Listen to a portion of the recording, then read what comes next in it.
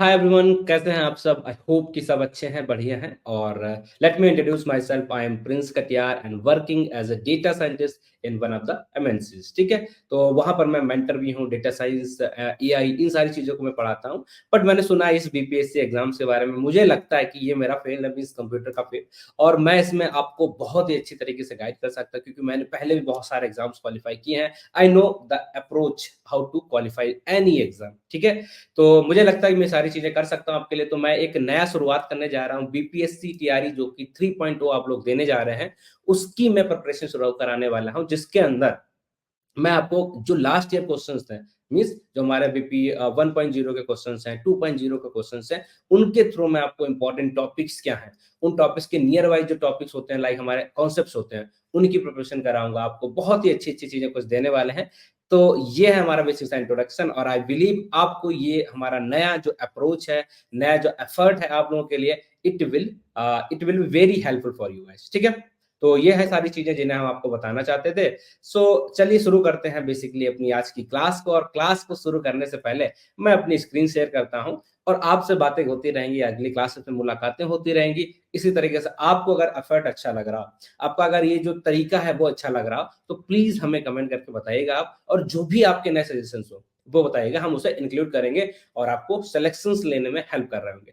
चलिए शुरू करते हैं, थोड़ा सा अपनी स्क्रीन को शेयर करते हैं, then we will further proceed. Okay, I believe that आपको मेरी स्क्रीन देख पा रहे होंगे।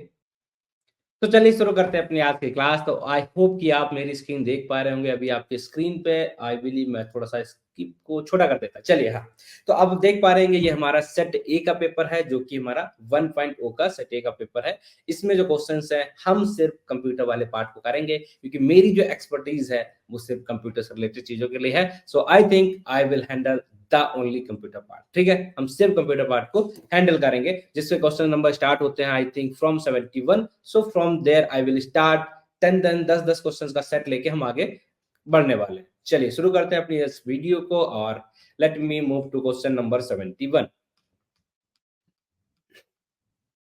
आई बिलीव हम पहुंचने वाले हैं इसके पास। ये हमारा आ चुका क्वेश्चन नंबर 71। अभी आप देख पा रहे हैं कि जो हमारा 71 क्वेश्चन है वो। ठीक है, आई बिलीव अब देखिए क्या होता है बेसिकली। अब देखिए क्या होता है बेसिकली, सारी कोचिंग में क्या होता है कि आपको क्वेश्चन दे दिए जाते हैं। अब क्वेश्चन क्या होगा, लेट्स सपोज मैं आपको अप्रोच बताने जा रहा हूँ। अपनी अप्रोच क्या है कि आप आएंगे यहाँ पर, ठीक है, और आपसे क्या बोला जाएगा, भाई what is the brain of computer. ठीक है, let me change my colour. It's okay. I think that is fine. That is very fine. Okay. So what is the brain of computer? तो आपको आंसर पता है भाई, इसका very basic answer है CPU. सबको पता होता है, बस इतना बता के आपको नेक्स्ट क्वेश्चन पे मूव करा दिया था। But I think that is not the good way, this is not the right approach. ये हम बस एक क्वेश्चन से इतना सीख रहे हैं। ये हम अगर एक क्वेश्चन सिर्फ इतना सीख रहे हैं कि हमने क्वेश्चन किया, उसका हमें आंसर पता, आगे बढ़ जाए, नो। इसलिए हम प्रीवियस ईयर क्वेश्चंस को सॉल्व नहीं करते। ध्यान रखिएगा, ये गलत तरीका है। इस तरीके से हमें क्वेश्चंस को या प्रीवियस क्वेश्चन की हेल्प नहीं लेनी है। ठीक है, कैसे करना है हमें, चलिए। तो पहले तो मैं ये फर्स्ट थिंग जो मैं आपको बताने वाला हूँ कि भाई क्या है फर्स्ट थिंग। ठीक है, पहला पार्ट हमें ये सीखना होगा कि ये जो क्वेश्चन आया है ना माइंड में, तो means this topic is important. मतलब बेसिक लेवल के क्वेश्चन, यहाँ पर हमने क्या देखा कि इस लेवल का बेसिक क्वेश्चन भी आएगा, तो इससे रिलेटेड और भी बेसिक क्वेश्चंस क्या हो सकते हैं, उनकी हमें प्रिपरेशन करना है। ठीक है, we have to prepare the similar topic, prepare similar topic. हमें इसके लिए सिमिलर टॉपिक जो भी है, लाइक कीबोर्ड की कोई प्रॉपर्टी है, मेमोरी की कोई प्रॉपर्टी है, एसडीडी की कोई प्रॉपर्टी है, इनका इस लेवल के बेसिक क्वेश्चंस हमारे पेपर में आने वाले हैं। So we have to prepare that also. And the second thing is that क्या, कि क्या हमने एक दो क्वेश्चन और ऐसे प्रैक्टिस कर लेने हैं, हमारे पास कुछ एमसीक्यू मिल जाए। So that is also very important. ठीक है, और जो हमारे यहाँ पर दूसरे टॉपिक्स हैं, उनका हमें अगर थ्योरी मिल जाए, this is I think more important. ठीक है, थ्योरी भी बहुत ज्यादा इंपॉर्टेंट हो जाएगी। इन सारे टॉपिक से रिलेटेड चीजें हमें कहीं लिखी हुई मिल जाए, पीडीएफ के फॉर्म में या कैसे भी मिल जाए। ओके, एमसीक्यू मिल जाए, प्रिपरेशन के लिए रिलेटेड टॉपिक कौन से ये पता चल जाए। और एक क्या होता है कि अगर आपको ले सपोज कोई क्वेश्चन नहीं आ रहा, एमसीक्यू क्वेश्चंस है, थोड़ा सा भी आपको नॉलेज, उसके बेस पे आप किस तरीके से अपने आंसर्स को डिलीट करते हैं, this is very very important. कि कभी कभी आपके साथ ऐसे होने वाला है कि आप क्वेश्चन करने जा रहे हैं, बट आपको उसके बारे में कुछ नहीं पता, but you have to solve the answer.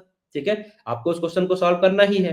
तो कैसे करेंगे, एक अप्रोच होती है हमारी कि हम कुछ चीज़ों को, कुछ आंसर्स को एलिमिनेट कर दें, उसके बाद थोड़ा-सा गेसिंग सेंस अपना लगा के सॉल्व कर सकते हैं, तो चांसेस बढ़ जाते हैं हमारे कि हाँ, हमारा सॉल्यूशन हो जाए, ठीक है? तो ये सारी चीज़ें मैं इस क्लास के अंदर आपको सिखाने वाला हूँ। आप कहेंगे कहाँ, कैसे, कुछ तो नहीं दिख रहा? चलिए दिखाते हैं आपको। अगर आप यहाँ पर अभी हैं, आई बिलीव कि अगर हम इसे स्क्रॉल करते हैं, यहाँ पर मैं चीज़ों को एक्सप्लेन करने वाला हूँ आपको, जो भी टॉपिक होगा। Let's suppose brain of computer, इससे तो कुछ एक्सप्लेन करना नहीं, बट बाकी चीजें आएंगी, उन्हें I will explain over here. And इसके बाद एक और इम्पोर्टेंट चीज आपके लिए, ये क्या है, ये दिखाते हैं, चलिए बताते हैं।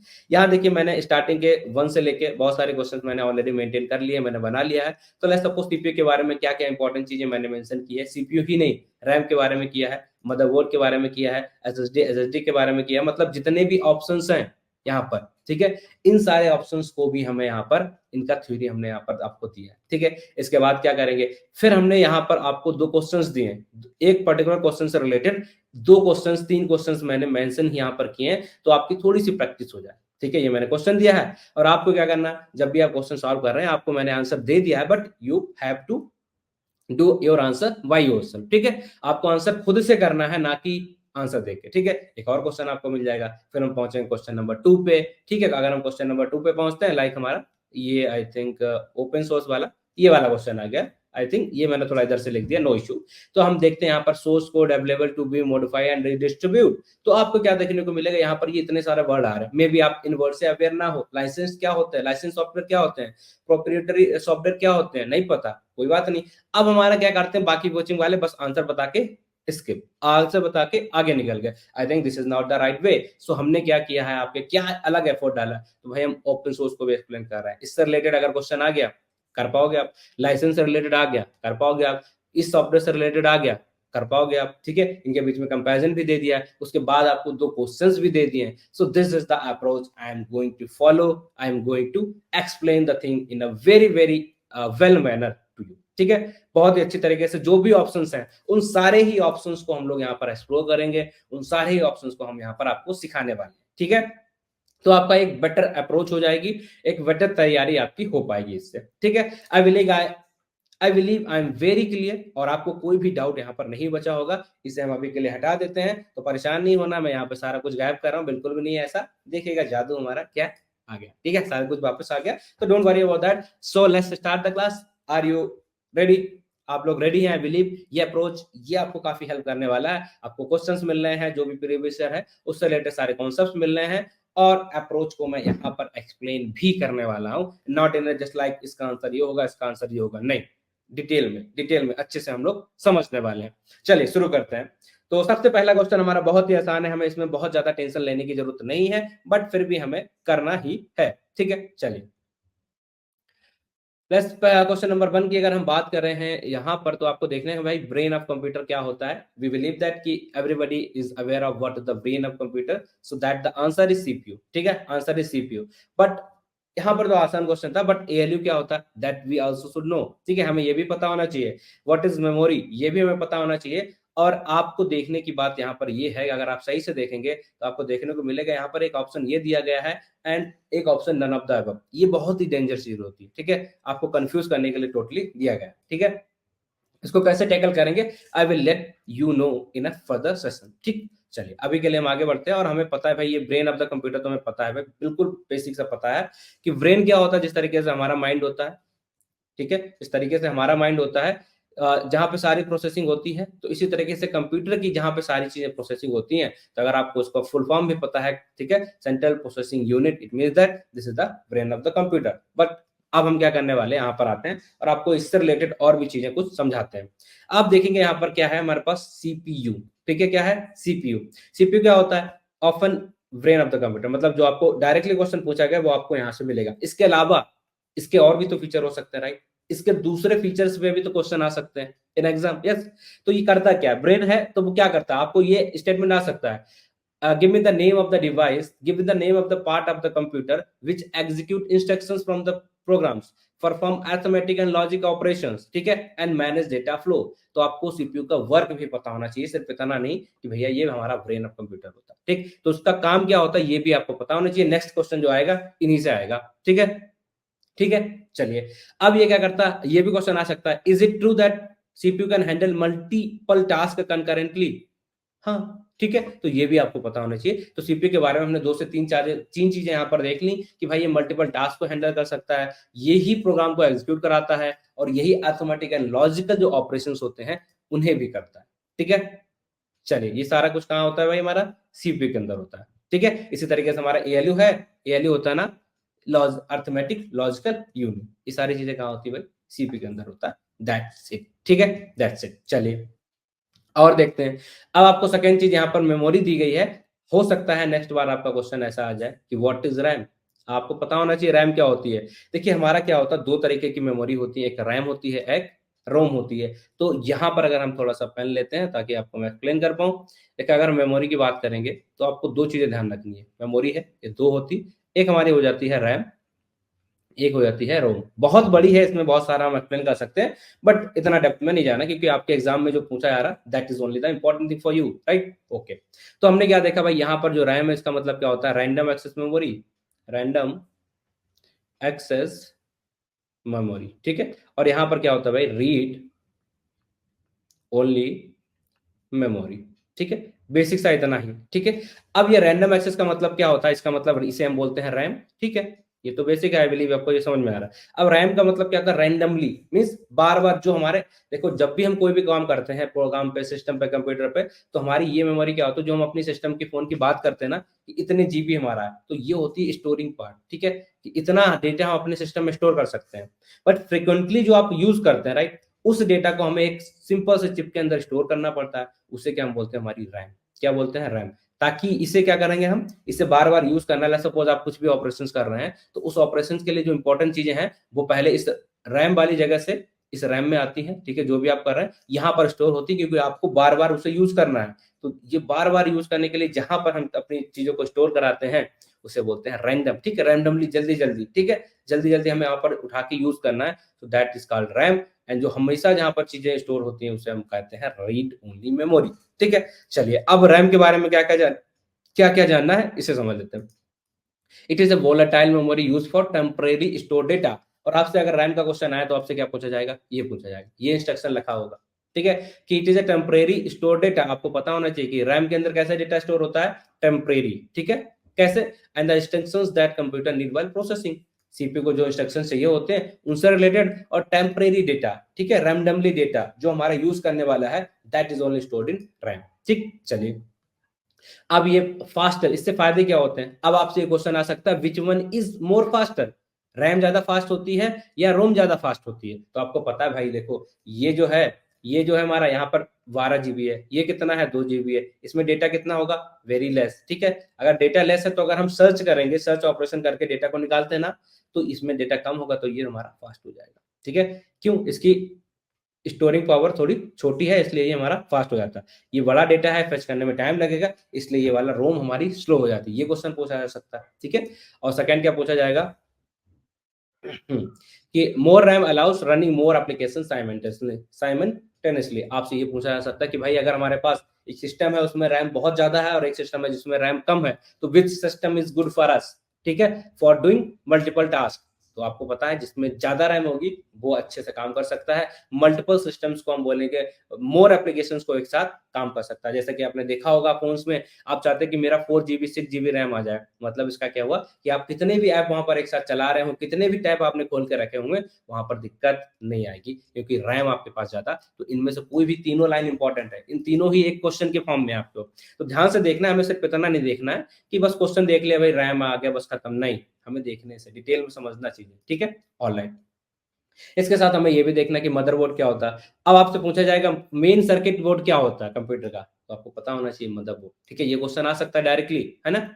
अब house of CPU and RAM storage, इनका सबका हाउस क्या होता है, मदरबोर्ड। ठीक है, ये पता होना चाहिए। हाउस ऑफ इन सारी चीजों का क्या बोलते हैं, मदरबोर्ड बोलते हैं भाई। इलेक्ट्रिकल कनेक्शंस और पाथवेज कहां पर होते हैं जो आपस में कम्युनिकेट करते हैं, मदरबोर्ड। ये भी डायरेक्टली एक लाइन आ सकती है इस तरीके से। ठीक, तो हमें सिर्फ इतना नहीं देखना, मैं बार बार बोल रहा हूँ, रिपीट कर रहा हूँ, पहली क्लास है ताकि आपके माइंड में एक क्लियरिटी है what we are trying to do. हम सिर्फ एक क्वेश्चन देख के आगे नहीं बढ़ सकते। ठीक है, उससे रिलेटेड टॉपिक्स हमें पढ़ने ही पड़ेंगे। ऑलराइट, चलिए इसी तरीके से हम देखते हैं भाई एचडीडी क्या होता है। ठीक है, और एचडीडी क्या होता है। पहली चीज तो ये यहाँ पर ये आ रही है कि आपको इसकी फुल फॉर्म्स भी पूछी जा सकती है। ठीक है, और फुल फॉर्म क्या होता है पहले तो हमें ये देखना, एसडीडी का मतलब क्या होता है, हार्ड डिस्क ड्राइव और सॉलिड स्टेट ड्राइव, ये इनकी फुल फॉर्म होती है। अब इसके बारे में कुछ चीजें यहाँ पर दी गई, यूज स्पाइनिंग, ठीक है, magnetic disk to store the data.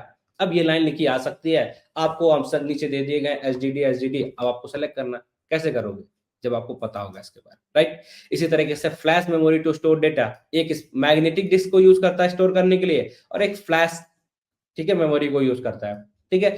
अब हमें पता है ये क्वेश्चन आएगा पहले कि फ्लैश मेमोरी वाला होगा या हमारा मैग्नेटिक डिस्क वाला होगा, आपको सेलेक्ट करना होगा। दूसरा ये आ जाएगा, which one is faster, SDD faster होती है या हमारी एसडीडी फास्टर होती है, तो आपको बताना भाई, हम लोग जब भी लैपटॉप खरीदते हैं तो हम चाहते हैं वहां पर हमारा एसडीडी मेमोरी मिले, means that is faster than SDD, तो ये क्वेश्चन भी आपका आ सकता है, ठीक है। चलिए, ओके, आई बिलीव तो ये सारी चीजें आपको, चार चीजें यहाँ से समझ में आ गई हैं, और आपका होमवर्क क्या है, आपको मैंने आंसर दे दिए हैं, इट्स ओके, पर ये क्वेश्चन मैंने यहाँ पर दिया, विच component of the computer is responsible for permanently storing data, ठीक है। अब परमानेंटली डेटा स्टोर करने के लिए कौन सा पार्ट हमारे लिए इंपॉर्टेंट होता है, program and storing data, programs and operating systems. अब मुझे तो लग रहा है कि आप ऐसे नहीं कर पाओगे, ये इतना आसान तो क्वेश्चन नहीं है, जब तक आपको एचडीडी के बारे में नहीं पता होता आप इसे नहीं कर पाओगे, ठीक है। विच component of the computer system is responsible for permanently storing data, आप देख पा रहे हैं यहाँ रैम, ये तो नहीं करता है, सीपीयू यहाँ डेटा से मतलब ही नहीं, पीएसयू यहाँ मतलब ही नहीं, ये तो हमारा कनेक्शन होता है जहाँ पे सारी चीजें स्टोर करती है। अब आपको समझ में आएगा भाई एसडीडी एसडीडी, ठीक है, तो थोड़ा डेप्थ में पढ़ो, इस तरीके से क्वेश्चन आएंगे। SDD and SDD are the type of store device that used to permanently data storage, among the options provide SDD also known for faster speed and commonly used for the stored data program and operating, यही line तो है, यही line तो है हमारी जो question में पूछी गई, store data programs and operating system permanently storing data, line इधर है बट मीनिंग सेम है, right. This is the way, this is the right way actually to learn the thing, to learn from the paper. Second question आपको यहाँ पर देखने को मिलेगा, which component of computer connects all other component together providing the electrical pathway। देखिए आप, second question, ऐसा question आ सकता है, बिल्कुल आ सकता है, तो हमें इसका आंसर पता है भाई, कम्युनिकेशन को एस्टेब्लिश करने के लिए क्या करता है भाई, हमारा मदरबोर्ड इज इंपॉर्टेंट, और उसके बारे में एक्सप्लेनेशन भी यहाँ पर दिया गया है। तो अब जाके हुआ हमारा एक क्वेश्चन, ठीक है। तो अगर हम इस तरीके से, हमारे लेट्स सपोज कितने क्वेश्चंस होते हैं, 80 क्वेश्चंस, 8 से वीडियो लग जाएंगे, 7 से 8 वीडियो लग जाएंगे, बट आपका एक लेवल जो होगा ना क्वेश्चन को सोचने का, चेंज हो चुका, ठीक है। लेट्स सपोज अब यहां पर अगर आपको इन सारे ही ऑप्शंस की नॉलेज नहीं है, लेट्स सपोज आपको पता है, आपने लोगों ने पढ़ाया था, आपको चीजों आपको बताया गया था कि भाई brain is the part of the computer, it's okay, is very easy, but दिक्कत क्या आएगी यहाँ पर मैं बताऊं, चलिए ध्यान से सुनिएगा कि भाई यहाँ मोर देन लिखा है, नन देन लिखा है, तो अगर आपको ये मोर और नन खतरनाक क्यों जाते हैं बताता हूँ। अगर आपको इन तीनों ही ऑप्शंस के बारे में नॉलेज नहीं है, इन तीनों ही ऑप्शन के बारे में नॉलेज नहीं है, तो आप ये वाले ऑप्शन की वजह कैसे सॉल्व करोगे, आपको नहीं पता ना, आपको इतना पता ठीक है, बट आपको ये नहीं पता क्या ये भी होता है क्या ब्रेन, या ये भी होता है क्या, तो आपको तीनों ऑप्शंस के बारे में नॉलेज होगी, then only you can select that more option है सही या नहीं है। हम एक ऑप्शन के बीच पे बिलीव नहीं कर सकते, राइट, ये ना, हमारा ये सही है हमें पता, बट ये भी तो हो सकता है ये वाला भी आंसर सही हो। आईटी एडवांस आपने दिया होगा कभी, मैंने दिया है, तो वहां पर यही टफ होता है, राइट, कि एक से ज्यादा आंसर को सरल वो सही होते हैं, तब चीजें हमारे लिए टफ हो जाती है। तो जब एक से ज्यादा टफ है तो मीन्स सारे ऑप्शंस के बारे में आपको नॉलेज होनी चाहिए, बाई चांस अभी नहीं है बट आगे वाले एग्जाम्स के लिए तो कर लो, राइट, करना पड़ेगा। और क्यों क्यों करना है ये दिखाते हैं, देखो क्वेश्चन पेपर जब भी कोई सेट करता है, इसका मतलब क्या हुआ, इसका मतलब ये हुआ कि दैट टॉपिक इज इंपॉर्टेंट, उन्हें ऐसा लगता है कि ये टॉपिक इंपॉर्टेंट है, तो अगर इस सेट में वो टॉपिक से क्वेश्चन पूछे गए हैं तो नेक्स्ट टॉपिक, वो नेक्स्ट सेट में टॉपिक वही रहेगा, क्वेश्चन बदल जाएगा, टॉपिक वही रह सकता है, क्वेश्चन बदला जाएगा। ये टॉपिक अगर हम बोले तो हमारे ये क्या टॉपिक है, बेसिक, ठीक है, बेसिक ऑफ कंप्यूटर, ये टॉपिक है। तो इससे रिलेटेड आप हो सकता है कीबोर्ड से क्वेश्चन आ जाए, हो सकता है माउस से क्वेश्चन आ जाए, तो ये सारी चीजें आपको प्रिपेयर करनी पड़ेगी, ठीक है। मेमोरी दिया गया तो मेमोरी से भी आ सकता है, जैसे हमने एसडीडी की बात की है, या मदरबोर्ड से क्वेश्चन आ सकता है, ठीक है। तो ये सारी चीजें हैं, हमें इस तरीके से करना है। पहला क्वेश्चन था, मैंने बहुत सारी चीजें बताई, थोड़ा टाइम ज्यादा लग गया, नो इशू, ठीक है, नो इशू, बट काफी कुछ आपने सीखा है, ठीक, एक अप्रोच सीखी है, एक तरीका सीखा, that is more important than anything else, ठीक है, तरीका is more important than anything else. हमें सिर्फ आके बस रट के वही नहीं जाना, ये ऑप्शन देख पा रहे भाई, मैं बार बार बोलना, आपको बर्बाद कर सकते हैं ये दो चीजें, मोर देन अब आपको पता है एक ऑप्शन सही, बट ये नहीं पता तो क्या करोगे, कुछ नहीं कर सकते, right. So we will learn in that particular approach, all right. Question number 1 is done. Question number 2 पे हम आते हैं कि when a key is pressed on the keyboard which standard is used for converting the keystrokes into the corresponding bit। यहाँ कहने का मतलब क्या है, ये कहना ये चाह रहा है यहाँ पर कभी कि भाई जब भी आप एक कलर चेंज करते हैं, क्वेश्चन नंबर 2, दैट्स इट, ठीक है, हमने जब भी एक कीबोर्ड में की प्रेस की है, कीबोर्ड में प्रेस की को प्रेस किया है, ठीक है, कीबोर्ड थी उसको की दबाई, तो किसकी वजह से वहां पर क्या ऐसा कोड होता है, क्या वो हमारा लॉजिक होता है कि जो हमने यहाँ पर लिखा है वो हमारा कन्वर्ट हो जाता है मशीन लैंग्वेज में, ठीक है, मशीन को समझने के फॉर्मेट में कन्वर्ट हो जाती है। तो उसमें कौन सा कोड या कौन सी ऐसी चीज को हम यहाँ पर यूज करते हैं इन सारी में से। तो अब आपको आंसर कैसे पता चलेगा इसके बारे में, जब तक आपको ये नहीं पता होगा कि ये आंसर सही है, ये नहीं है, ये। अब आप ऐसा तो नहीं कर सकते एक ही आंसर सही होगा, आपको सारे आंसर के बारे में पता हो, then only you can select that particular option, तभी आप इस ऑप्शन को सेलेक्ट कर सकते हैं, राइट। तो अब आपको बेटर ये है, हम डायरेक्ट आपको ये बता दें कि भैया इसमें आंसर क्या सही है, हम बोलते हैं कि भैया ये वाला आंसर सही है, आगे बढ़ते हैं, बहुत ही बेवकूफियत वाला आंसर हो जाएगा हमारा।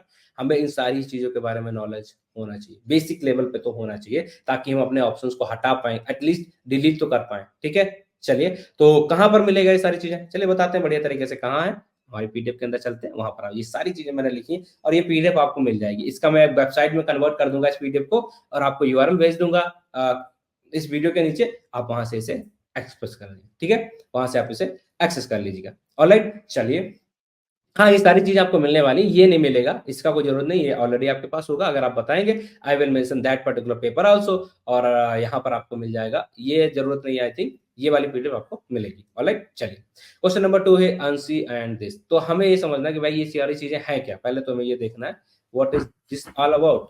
क्वेश्चन नंबर 2 मैंने आई थिंक पीछे लिख दिया था, नो इश्यू, यहाँ पर डाल दिया। अब सबसे पहले एक क्वेश्चन और आता है कि आपको इनके फुल फॉर्म पता होने चाहिए, बहुत इंपॉर्टेंट है ये फुल फॉर्म, आपको ध्यान रखने हैं। American standard code for information interchange.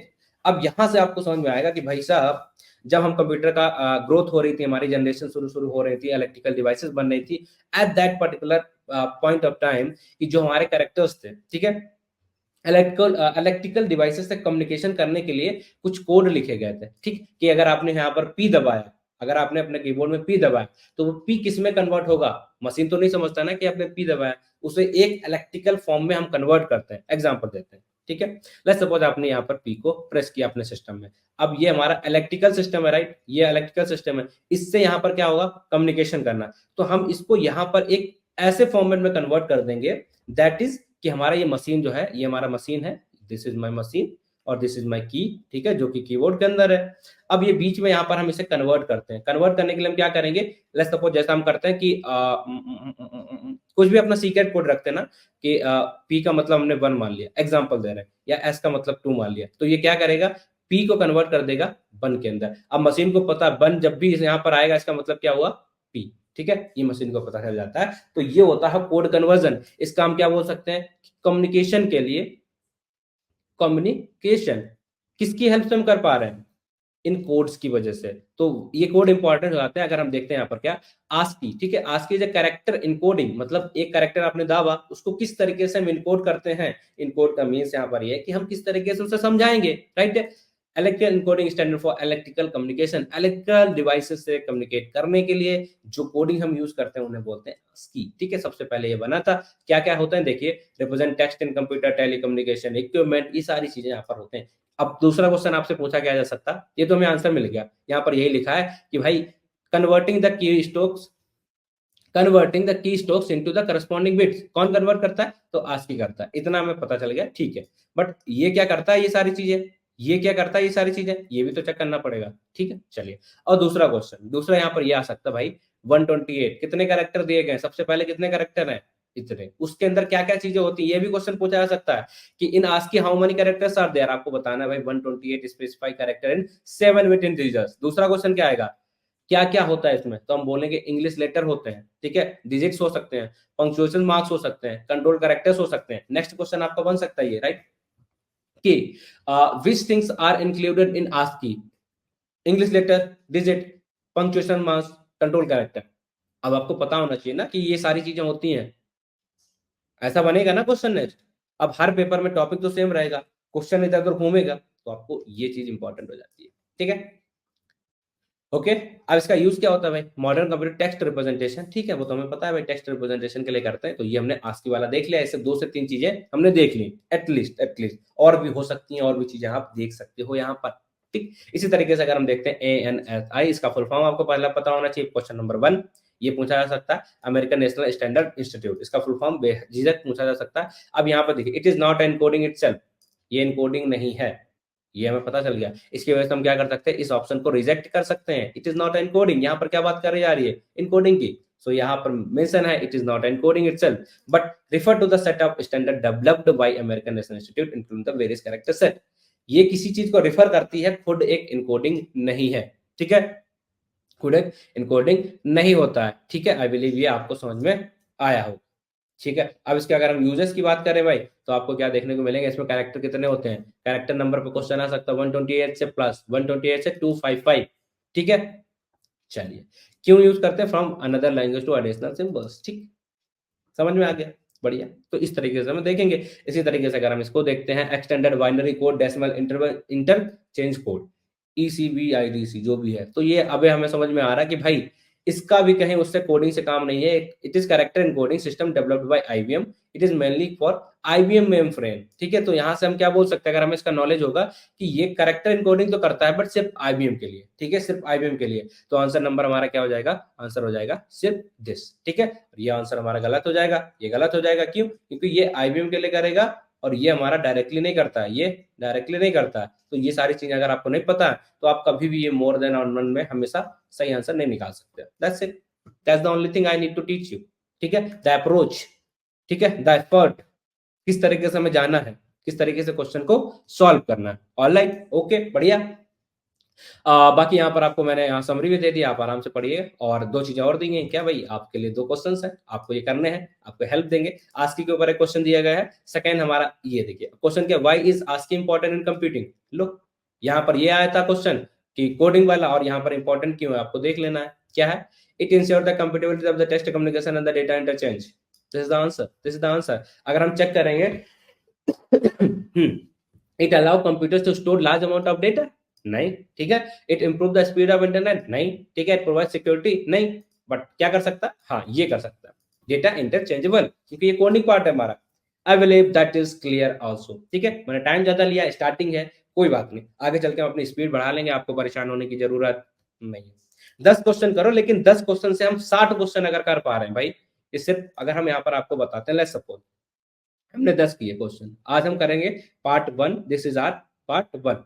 But मैं रिवीजन कितना करा रहा हूँ आपको, 10 में अप्रॉक्स 4 से 5 ऐसे होते हैं ऑप्शंस, ठीक है, हर क्वेश्चन के 4 से 5 ऑप्शन, और सारे ऑप्शंस को अगर मैं सिखा रहा हूँ आपको, तो अप्रॉक्स में मिनिमम 10 × 4 करेंगे या 10 × 6, ठीक है। तो मिनिमम मैं आपको अप्रॉक्स 60 क्वेश्चन तो सिखा रहा हूँ ना आज।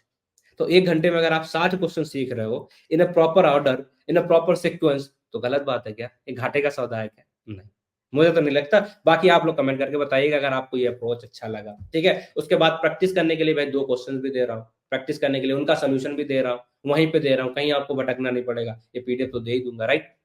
आई believe that is very very okay, that is very very good approach, and let me know, ठीक है, आप बताइएगा। चलिए, अब यहां पर आ जाते हैं भाई, अब देखना हमें क्या है कि what difference do the 5th generation computers have from the other generation computer.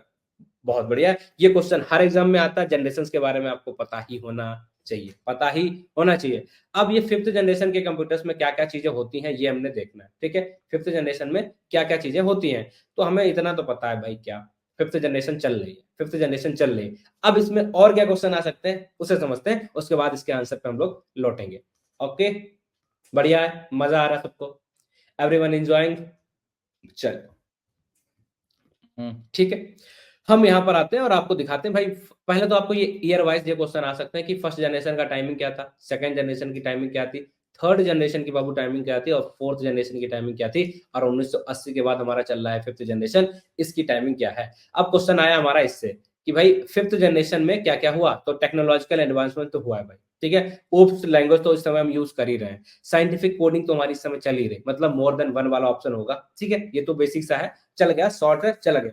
But आने वाले पेपर में आपके लिए क्या क्वेश्चन हो सकते हैं, उन्हें देखते हैं। तो आपको जाना है यहाँ पर, और यहाँ पर आप देख पाएंगे क्या बाबू, बहुत कुछ काम की चीज है, क्या ईयर वाला, पहली चीज अब टेक्नोलॉजी क्या थी, इस पे जरूर क्वेश्चन आता है कि वैक्यूम ट्यूब्स किस जनरेशन में यूज किए जा रहे थे, बताना आपको फर्स्ट में। उसको रिप्लेस, अब ये क्वेश्चन आ सकता है वैक्यूम ट्यूब को रिप्लेस करके, ठीक है, कौन सी चीजें हमने नई टेक्नोलॉजी लाई, तो आपको बताना है भाई ट्रांजिस्टर लाए थे। अब इसमें एक और क्वेश्चन बन सकता है कि भाई वैक्यूम ट्यूब को हमने रिप्लेस किया वैक्यूम ट्रांजिस्टर से, it is okay, but in which generation, तो आपको जनरेशन भी पता होना चाहिए, आपको एक पूरा ग्राफ ये पता होना चाहिए बेसिकली कि भाई सबसे पहले हमारे पास क्या था, सबसे पहले क्या था, उसके बाद क्या आया, और उसके बाद क्या आया, तो ये हमें ग्राफ पता होना चाहिए, दैट इज हेल्पफुल, ठीक है। अब चलिए इस ग्राफ को थोड़ा सा हम बना लेते हैं लाइक आपके लिए यहाँ पर। तो सबसे पुरानी हमारी जनरेशन की अगर हम बात करें तो फर्स्ट जनरेशन होगी, then second, then third, then fourth, then fifth generation हो गई हमारी सारी। सबसे पहले क्या था यहाँ पर, वैक्यूम ट्यूब्स, ये आपके अपने नोट्स बना के रखने हैं। सबसे पहले क्या थी, वैक्यूम ट्यूब, उसको रिप्लेस कर दिया भाई हमने किससे, ट्रांजिस्टर, ट्रांजिस्टर्स, ओके बहुत बढ़िया। इससे रिप्लेस करेंगे किससे भाई, इंटीग्रेटेड चिप और आईसी, इंटीग्रेटेड चिप और आईसी, थर्ड जनरेशन तक हम पहुंच चुके हैं, बहुत बढ़िया, ठीक है। इसके बाद हम आते हैं फोर्थ, फोर्थ नंबर पे हमारे पास क्या आ चुका है, माइक्रो प्रोसेसर्स, ठीक है, माइक्रो प्रोसेसर्स ये आ चुके हैं। और इसके बाद हमारा क्या होगा भाई, इसके बाद हम आ चुके हैं बिल्कुल एडवांस टाइम में। अब यहाँ पर हम पैरेलल प्रोसेसिंग, ये सारी चीजें हम यहाँ पर कर सकते हैं, इसी जमाने में हम लोग चल रहे हैं, ठीक है। नेटवर्किंग, एआई, ठीक है, ये सारा कुछ हमारा इस समय इस जनरेशन के अंदर चल रहा है, ठीक है। तो यही हमारा कुछ चल रहा है। तो अगर आपसे क्वेश्चन आएगा किस जनरेशन में किसको रिप्लेस किया गया, आपको पता है vacuum tube, then transistor, then IC, then micro processor, then parallel processing से लेकर सारी जो भी नई नई चीजें आ रही हैं हमारी फिफ्थ जनरेशन के अंदर आ रही हैं। एंड इन जनरेशन का सीक्वेंस आपको याद होना चाहिए, इनकी डेट आपको याद होना चाहिए, ठीक है, डेट आपको याद होना चाहिए। और क्या है काम की चीज वो भी बताते हैं। हम यहाँ पर आ चुके हैं, आप देखते हैं इसके बारे में, इसमें क्या है। अब आप देखेंगे जितना हमारा एडवांसमेंट होता है, तो एक चीज और आपको ध्यान रखना, अगर आप कहीं भी कंफ्यूज हैं कि जितना हमारा पुराना वर्जन, अगर क्या है जनरेशन पुराना है, ओल्ड है, लाइक वन जनरेशन है, उसमें प्रॉब्लम्स उतनी ज्यादा होंगी भाई, ठीक है, प्रॉब्लम उतना ज्यादा होगा। जितना जनरेशन नया आएगा मीन्स फिफ्थ जनरेशन, अगर हम फिफ्थ जन की बात करेंगे, यहाँ पर चीजें उतनी बेटर होंगी। ये चीज ध्यान में रखना, मतलब क्या कहना चाह रहे हैं बताते हैं। यहाँ तक भाई इसका साइज बहुत बड़ा होगा, पहले के कंप्यूटर बहुत कमरे कमरे के बराबर हुआ करते थे, बहुत ज्यादा एनर्जी लिया करते थे, ठीक है, और उनकी स्पीड मेमोरी वगैरह बहुत कम हुआ करती थी, बिल्कुल स्टार्टिंग वाला पार्ट था, इतना अच्छा नहीं था। फिर हमने क्या किया, हमारा टारगेट क्या था कि साइज को हम छोटा कर दें, आगे वाली जनरेशन में साइज को हम छोटा कर दें, मेमोरी उनकी बढ़ा दें, ठीक है, और स्पीड उनकी बढ़ा दें।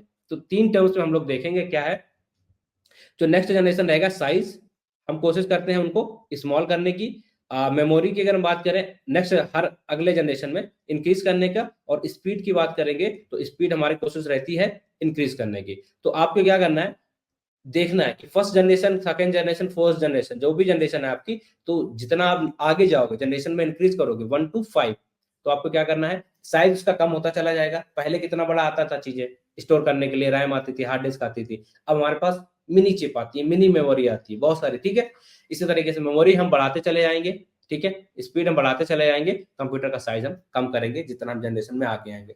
और एक चीज इस पे क्या बनेगा क्वेश्चन, इसमें तो आपके 4-5 क्वेश्चन बन गए भाई। पहला तो ये वाला क्वेश्चन डेट वाला, दूसरा इनका सीक्वेंस वाला, तीसरा ये, ठीक है, मेमोरी साइज और स्पीड, और चौथा क्वेश्चन एक बन जाएगा भाई आपका क्या, एग्जांपल, उस जनरेशन के कंप्यूटर का एग्जांपल दो आप, तो ये क्वेश्चन आपका बनेगा। लेट्स सपोज अगर हम बात कर लेते हैं सबसे पहले की, कि सबसे पहले क्या था भाई हमारा, एनीवेक, क्या था, एनीवेक, ठीक है, ये इनका फुल फॉर्म भी पूछा जा सकता है, यूनिवेक।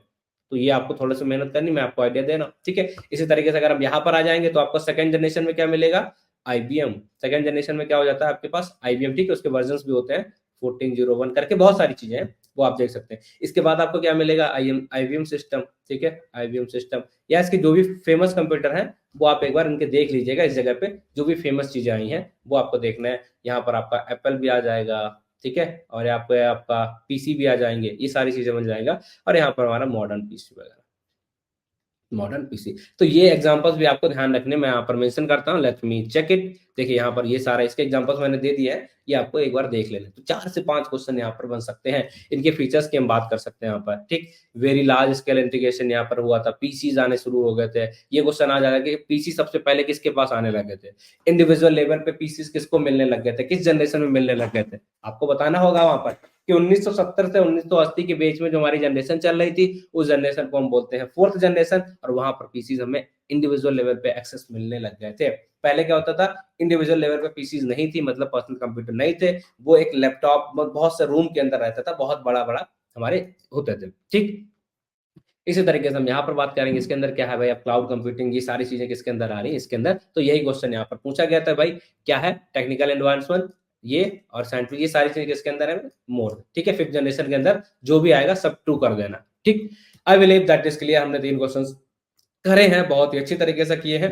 अब देखते हैं क्वेश्चन नंबर 4। क्वेश्चन नंबर 74 हमसे क्या कह रहा है, source code, okay, let me remove it, just give me a second. हाँ, okay, source code is available to view, modify and redistribute. ऐसा कौन सा सॉफ्टवेयर होता है जिसका जो कोड है, ठीक है, जिसमें जो चीजें हैं उनको हम देख भी सकते हैं, मॉडिफाई भी कर सकते हैं, किस तरीके के वो हमारे सॉफ्टवेयर होते हैं, ये हमें बताना है। तो अब आप क्या करोगे, इसमें कैसे आंसर दे सकते हो, अगर आपको सिर्फ इसके बारे में नॉलेज है, एक के बारे में, सिर्फ इसके बारे में नॉलेज, आप कैसे इसका आंसर कर सकते हो। आई डोंट बिलीव कि आप इसका आंसर कर पाओगे सिर्फ एक नॉलेज की वजह से। आपको ओपन सोर्स के बारे में पता होना चाहिए, आपको लाइसेंस के बारे में पता होना चाहिए, आपको प्राइयोरिटी के बारे में पता होना चाहिए, और तब आप जाके इसके बेस पे डिसीजन ले पाओगे कि मोर देन वन आंसर सही है या नहीं है कोई भी सही। ठीक है, चलिए, तो हमें क्या करना पड़ेगा, जितने भी टाइप के हमारे सॉफ्टवेयर होते हैं उनको हमें सीखना पड़ेगा, समझना पड़ेगा। हम ऐसे आंसर नहीं कर सकते, राइट, नहीं कर सकते, तो चलिए पढ़ते हैं पीडीएफ्स के ऊपर। और यहाँ पर आपको देखने को मिलेगा भाई क्या काम की चीज है ये पीडीएफ आपके लिए बहुत काम की। भाई आपने क्या किया, ओपन सोर्स को यहाँ एक्सप्लेन कर दिया, लाइसेंस सॉफ्टवेयर को यहाँ पर एक्सप्लेन कर दिया, प्रोपिएटरी को हमने यहाँ पर एक्सप्लेन कर दिया, बस इनका कंपैरिजन भी करा दिया। क्या भाई ओपन सोर्स क्या होता है, मैं आपको बता देता हूँ। ओपन सोर्स क्या होता है, ऐसे सॉफ्टवेयर जो फ्रीली अवेलेबल होते हैं पब्लिकली, और देखिए anyone can view, modify and redistribute the code. यही सेम लाइन क्या लिखी है, क्या यहाँ पर, व्यू, मॉडिफाई एंड रीडिस्ट्रीब्यूट। बस बस बस ध्यान रखिएगा पीडीएफ कितने काम की भाई। ठीक है, चलिए, कोई भी उसे एक्सप्लेन कर सकता है, इसके एग्जांपल भी आपको पूछे जा सकते हैं, ओपन सोर्स का एग्जांपल बता दो। ठीक है, जैसे कि हम लोग यूज करते हैं, जो हमारी इंडस्ट्री होती है, यहाँ पर हमारे बहुत सारे लामा इंडेक्स आ रहा है, जीपीटी आ रहा है, ये सारे ओपन सोर्स सॉफ्टवेयर है, राइट।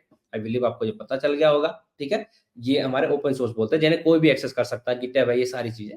ठीक, आई बिलीव पता है, जो कम्युनिटी ड्रिवन होती हैं और कोई भी उन्हें यूज करे। ठीक, चलिए, इसी तरीके से अगर हम लाइसेंस सॉफ्टवेयर की बात करते हैं, ठीक है, तो इसे आप यूज तो कर सकते हो बट लाइसेंस लेके, जैसा कि हम माइक्रोसॉफ्ट ऑफिस यूज करते हैं, उनके लाइसेंस यूज करते हैं, और उसके बेस पे हम उन्हें यूज कर सकते हैं। आप यूज कर सकते हैं, कोई भी यूज कर सकता, but after taking the licence. ठीक है, these people can only use. ठीक है, ओके, लाइसेंस के अंदर परमिशंस होती हैं कि अब आप तभी आप उन्हें यूज कर पाओगे, अदरवाइज नहीं। इसी तरीके से हम इसको देखते हैं, ओन्ड कंट्रोल बाय कंपनी और इंडिविजुअल, जो कंपनी के लेवल पे सॉफ्टवेयर होता है, जिसमें एक पूरी कंपनी के लोग आपस में, सिर्फ कंपनी के लोग जो होंगे वो यूज कर पाते हैं। ठीक है, चीजों को कॉन्फिडेंशियल रखने के लिए, किसी भी चीज को पब्लिक नहीं शो करना। लेट्स सपोज हमारा डार्विन बॉक्स है, तो वहां पर हम अटेंडेंस लगाते हैं, तो इस तरीके की चीजें हैं एडोप। ठीक है, आप इन्हें यूज कर सकते हो।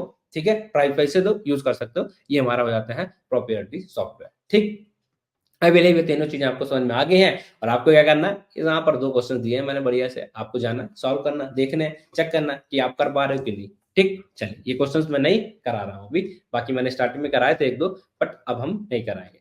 ऑल राइट, जनरेशन वाला हो चुका है, अब हम मूव करते हैं हमारा क्वेश्चन नंबर 5। ठीक है, question number 5, I believe that is clear, right, that is clear, source code is available to view the modify, ये क्या हो जाएगा हमारा, open source, open source, that's it. चलिए, अब चलिए मैं एक बार आंसर कर देता हूँ टिक सारे कि क्या सही है। इसका भाई हमारा सही था ये, और इसका भाई सही था हमारा ये, एंड इसका हो जाएगा more than one, okay, and इसका हमारा सही हो जाएगा ये। अब हम बात कर रहे हैं मशीन लैंग्वेज इज है। ठीक है, क्वेश्चन आ चुका है हमारा, machine language is a what is machine language. Machine language is a machine dependent, okay, difficult to program, okay, error prone. अब ये फिर से, तो आपको क्या पता होना चाहिए इसके बारे में, सारी चीजें पता होनी चाहिए, मशीन लैंग्वेज क्या है। अब सिर्फ मशीन लैंग्वेज से काम चल जाएगा क्या, मशीन लैंग्वेज से काम नहीं चलेगा। क्यों, क्योंकि मशीन लैंग्वेज से आप कैसे बता दोगे सारी चीजें, नहीं बता सकते, राइट। तो अब आपको क्या करना पड़ेगा, यहाँ पर आपको ध्यान रखना पड़ेगा भाई कि इसके अलावा और कौन कौन सी लैंग्वेजेस होती हैं जिन्हें हमें पता होना चाहिए। लाइक यहाँ पर देख लीजिए आप, असेंबली लैंग्वेज पूछ लिया गया, यहीं पे पूछ लिया गया, यहाँ मशीन लैंग्वेज, यहाँ असेंबली लैंग्वेज। और क्या होती है भाई हमारी लो लेवल लैंग्वेज, कौन कौन सी होती है वो भी आपको पता होना चाहिए, हाई लेवल कौन कौन सी होती है वो भी आपको पता होना चाहिए। तो कैसे पता चलेगा, क्योंकि हम बताएँगे ना, क्यों परेशान हो आप? ठीक? चलिए, हम यहाँ पर आए, हमने देखो यहाँ पर मशीन लर्निंग के बारे में सारा कुछ लिख दिया। Lowest level programming language that directly communicate with the computer hardwares, ठीक है? इसके बारे में सारी चीज़ें मैंने मेंशन की हैं यहाँ पर कि भाई ये बाइनरी कोड इसका क्या होगा, 0-1 में चीज़ें होती हैं, स्पेसिफिक आर्किटेक्चर क्या होता है, सीपीयू क्या है, असेंबली लैंग्वेज को भी मैंने कर दिया यहाँ पर, हाई लेवल लैंग्वेज को भी एक्सप्लेन कर दिया है, ऑब्जेक्ट ओरिएंटेड प्रोग्रामिंग को भी मैंने यहाँ पर एक्सप्लेन किया है, स्क्रिप्टिंग लैंग्वेज को भी मैंने यहाँ पर एग्ज़ाम्पल की वो एक्सप्लेन किया है और उसके अंदर कौन सी लैंग्वेज आती है, वो भी मैंने हर जगह एग्ज़ाम्पल्स भी दिए हैं। तो और बताओ भाई, और क्या चाहिए आपको? ठीक है? ये देखिए, ये हमारी असेंबली लैंग्वेज हो गई है, ये हमारी बाइनरी कोड एग्जीक्यूटेड वाली मशीन लैंग्वेज हो गई है। तो इन सारी चीज़ों के बारे में मैंने यहाँ पर एक्सप्लेन कर दिया है। आई बिलीव कि ये चीज़ आपको अच्छी लगे। उसके बाद यहाँ पर भाई, यहाँ पर आप देख पा रहे होंगे कि मैंने यहाँ पर क्या किए हैं, 2 एमसीक्यूज़ भी आपके लिए दिए हैं कि आप जाओ एक बार ट्राई करो उन्हें, ठीक है? उसके बाद सेम चीज़ हमारी असेंबली लैंग्वेज के अंदर आएगा। बट ये हमारा पहला वीडियो था। आई बिलीव, ठीक है, ये हमारा पहला वीडियो है और यहाँ तक अगर आपको चीज़ें अच्छी लग रही हैं, अगर आप चाहते हैं कि हाँ, इस तरीके से हम वीडियो को करें, इस तरीके से अपनी पढ़ाई करें, आई थिंक हमारी वीडियो काफ़ी बड़ी हो चुकी है, पहली वीडियो है, तो हम इसे बहुत ज़्यादा बड़ा नहीं करेंगे, ठीक है? आपको ये पीडीएफ मैं शेयर कर दूँगा, नीचे लिंक देके डिस्क्रिप्शन बॉक्स में मैं इसे शेयर कर दूँगा, आप वहाँ से एक्सेस कर लीजिएगा। अगर आपको ये अप्रोच अच्छा लग रहा है, तो हर क्वेश्चन को आज मैंने 5 से 6 क्वेश्चन कर लिए हैं, दैट्स इट। बट थोड़ा स्पीड में कम किया, मैंने चीज़ों को आपको बताना चाहता था, किस तरीके से हम पढ़ाना चाहते हैं, किस तरीके से आपको चीज़ें बताना चाहता। थोड़ा टाइम ज़्यादा लगा, I believe that, but no issue, ठीक है? No issue. आगे की क्लास को हम थोड़ा-सा कम करेंगे, हाफ एन आवर की क्लासेस लेंगे और 10 क्वेश्चन्स वहाँ पर हम करेंगे जल्दी-जल्दी से, ठीक? ताकि आपका 10 से 5 दिन के अंदर सारे क्वेश्चन्स 1.0 के, 2.0 के बहुत अच्छे से कवर हो जाएँ और उसके बाद आप लोग जो भी सजेस्ट करिएगा, जो भी टॉपिक आपको नहीं आ रहा है, सिलेबस में आपके है, सी आना चाहिए आपको, जो भी आना चाहिए, वो सारी चीज़ें आप मुझे मेंशन करिएगा, I will very happy to help you, ठीक है? मैं इस प्रिपरेशन में आ चुका हूँ और मैं कोशिश करूँगा कि आपको हर तरीके से इसमें हेल्प करूँ ताकि आप क्वालिफ़ाई कर पाएँ, ठीक है? चलिए, तो मैं ऑलरेडी पढ़ाता हूँ as a data scientist, mentor हूँ, एआई वगैरह चीज़ें मैं पढ़ाता हूँ, तो ये चीज़ें थोड़ा-सा मेरे लिए ईज़ी रहेगा और मुझे लगता है कि मैं आपको बहुत ही अच्छी तरीके से इसमें हेल्प कर सकता हूँ, ठीक है? So thank you everybody for watching the video, please like the video, please share and subscribe the channel as well और अगर आपको कोई सजेशंस देना तो please feel free to give any suggestion whatever you want. So thank you, take care, bye bye.